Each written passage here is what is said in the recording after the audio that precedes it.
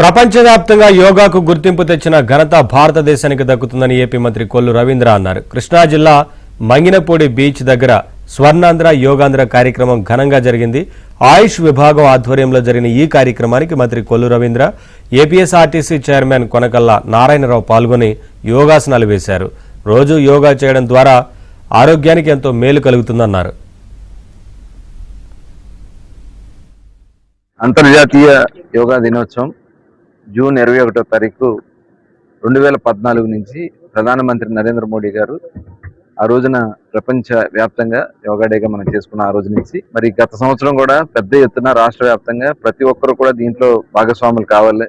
అటు శారీరక మానసిక దృఢత్వానికి చాలా అవసరం అని చెప్పి గౌరవ ముఖ్యమంత్రి చంద్రబాబు నాయుడు గారు పిలుపునివ్వడం, ప్రధానమంత్రి గారు కూడా ఆ కార్యక్రమాన్ని ఆహ్వానించి దగ్గర నెల రోజుల పాటు పెద్ద ఎత్తున లక్షలాది మంది ఈ యోగాలో పాల్గొనడం కూడా జరిగింది.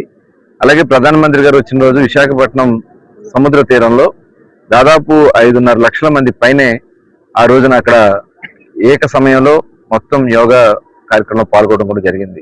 మరి ఆ సందర్భంలో మన మచిలీపట్నంలో కూడా మన పెద్ద ఎత్తున యోగా చేసుకోవడం జరిగింది మంగినపూడి బీచ్ లో.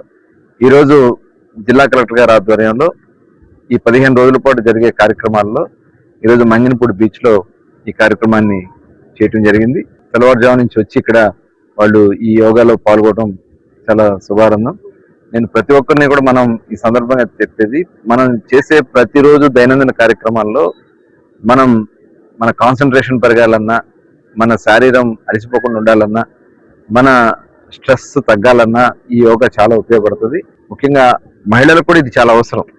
వాళ్ళు శరీర దారుఢ్యం పెంచుకోవడం వల్ల వాళ్ళు భవిష్యత్తులో వాళ్ళకి జరిగేటువంటి అన్ని కార్యక్రమాల్లో వాళ్ళకి చాలా సపోర్ట్గా ఉంటుంది.